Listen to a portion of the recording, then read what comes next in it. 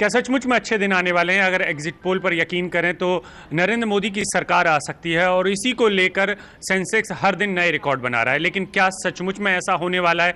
जो सपने दिखाए गए हैं इकोनॉमी को लेकर, क्या वो इतने जल्दी पूरे होने वाले हैं? इस बात पर और चर्चा करने के लिए हमारे साथ वेणुगोपाल धूत जी हैं, जो कि चेयरमैन हैं वीडियोकॉन के, और हमारे साथ हर्ष हैं अपना पैसा के। पहले धूत साहब के पास आना चाहूंगा। धूत साहब, अब ये पूरा जो बाजार जिस तरीके का माहौल बना रहा है, सेंसेक्स जिस तरीके का माहौल बना रहा है, क्या आप इसे सिर्फ संकेत माने या आपको भी लगता है कि कोई जादू होने वाला है जब नई सरकार आएगी और वो रातों रात सब कुछ बदल देगी? जो पिछले 2-3 साल से जिस तरीके से इकोनॉमी ठंडी पड़ी है, क्या उसमें रातों रात कुछ बदलाव होने वाले हैं? वो बोला तो फिर आगे बोलेंगे ना।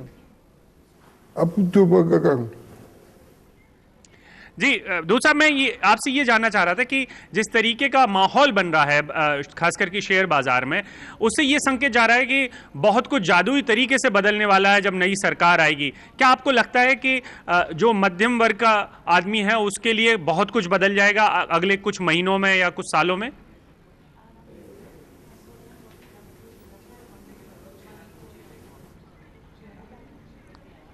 जी, शायद दूध साहब को हमारी आवाज़ नहीं आ रही। अब हर्ष, आप जब आए थे जो पहला मुद्दा हमारा उठ रहा था कि क्या सचमुच में ऐसा कुछ जादू हो जाएगा मध्यम वर्ग में को, जिस तरीके का एक सपना दिखाया गया कि नौकरियां बढ़ जाएंगी, महंगाई कम हो जाएगी, तेल की कीमतों वाला मुद्दा है, क्या सचमुच में ऐसा कुछ होगा? तो आज अगर एक आम आदमी की मध्यम वर्ग के आदमी की बात करें तो उसके क्या बहुत ही सीमित उसकी चीज़ें उसको टच करती हैं, चाहे वो महंगाई का मुद्दा हो, करप्शन का मुद्दा हो, और इनको सॉल्व करने के लिए मेरे ख्याल से किसी के भी पास कोई जादुई की छड़ी नहीं है। तो इसका अगर मैं एक उदाहरण दूं तो जब घर में नई बहू आती है तो ये एक नेचुरली उल्लास होता है कि अब हमारे घर के अच्छे दिन आने वाले हैं। अब वेरी क्लियरली और आते भी हैं, अच्छी बहू आ जाती है तो आते भी हैं अच्छे दिन, लेकिन उसे भी समय लगता है। अगर घर का कोई ढर्रा बना हुआ है तो उसको बदलने में इवन अच्छी बहू को समय लगता है। और एक्सपेक्टेशंस अगर हम रीज़नेबल रखें तो उसको सक्सीड होने का चांसेस अच्छा होता है।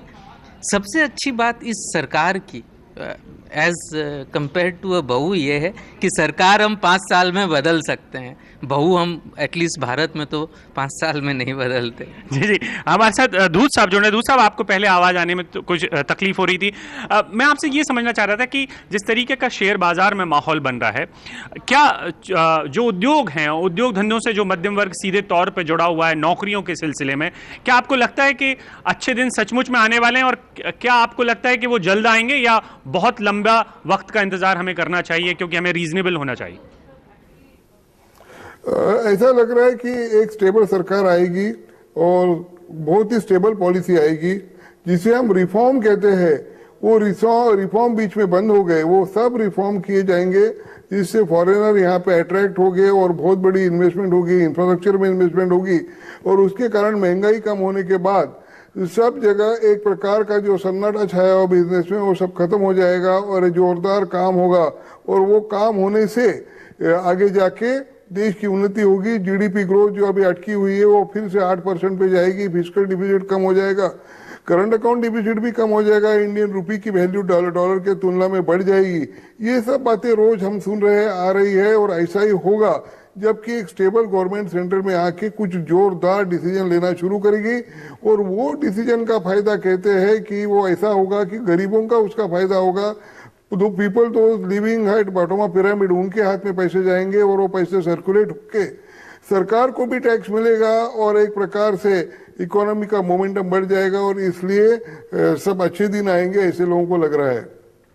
लेकिन दूध साहब, जो बड़ी बात कांग्रेस के ऊपर लगती रही कि उसने बहुत सारी कल्याणकारी योजनाएं चालू कर दी, जिसको लेकर अर्थव्यवस्था का एक तबका था जो कि कॉरपोरेट जगत का है, जो ऐसी कल्याणकारी योजनाओं के साथ नहीं था। क्या आपको लगता है जिसकी वजह से रूरल इकोनॉमी में खाने पीने की सामान की कीमतें बढ़ी हैं, ऐसा एक कुछ जानकार मानते हैं? क्या आपको लगता है कि नई सरकार के बाद उसके ऊपर ये दबाव होगा कि वो मनरेगा और इन तमाम जो कल्याणकारी योजनाएं उनको बंद करे?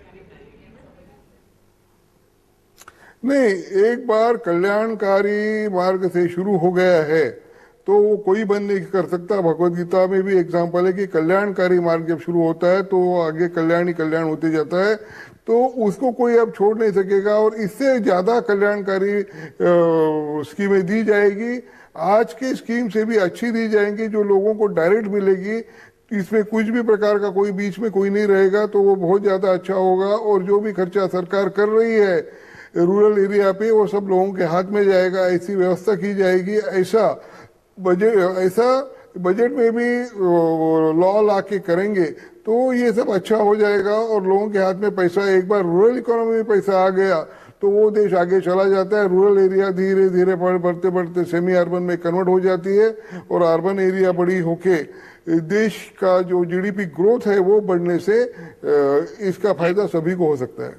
जी हर्ष, जिस बात पे सबसे ज्यादा निगाह रहने वाली है कि तेल की कीमतों का विरोध, बढ़ती हुई कीमतों का विरोध बीजेपी कर रही थी, लेकिन अब ऐसा क्या फंडामेंटली चेंज हो जाएगा कि तेल की कीमतें नहीं बढ़ेंगी जिससे महंगाई सीधी जुड़ी हुई है? ऐसा तो बिल्कुल नहीं हो सकता कि नई सरकारी आने से कोई चीज़ चेंज हो जाएगा। तो क्लियरली पहले भी हुआ है, बीजेपी की सरकार में भी तेल के भाव बढ़े हैं। मेरे ख्याल से इस सरकार से हम उम्मीद ये कर सकते हैं कि वो क्या करेंगे ताकि एक आम आदमी के लिए उसकी प्रॉब्लम सॉल्व हो। वो क्या करेंगे और कब करेंगे, इसका भी अगर एक रूपरेखा वो दे दें तो मेरे ख्याल से आम आदमी थोड़ा सा आश्वस्त हो सकता है। मार्केट्स और उद्योगपति वो तो आगे से एडवांस में उसको लेके उसको फैक्टर इन कर सकते हैं। आम आदमी को विश्वास होता है जब कोई एक कॉन्क्रीट टाइम टेबल उसे मिले। जी बिल्कुल, सेंसेक्स भले उछाल करता रहे, लेकिन हर्ष जो कि इकोनॉमी को समझते हैं वो सही बात कह रहे हैं कि जो तमाम लोग हैं उन्हें रीजनेबल होना होगा, तार्किक होना पड़ेगा कि अच्छे दिन आने वाले हैं, लेकिन वो अच्छे दिन कब आएंगे, वो जब तक कि सरकार नहीं बन जाती या सरकार अपनी रूपरेखा नहीं बना देती तब तक ये सचमुच में नहीं मानना चाहिए कि अच्छे दिन सचमुच में आ चुके हैं। बने रहिए हमारे साथ। बहुत बहुत शुक्रिया हर्ष आपका और वेणुगोपाल दूत जी आपका प्रोग्राम में आने के लिए। ब्रेक के बाद खबरें जारी है।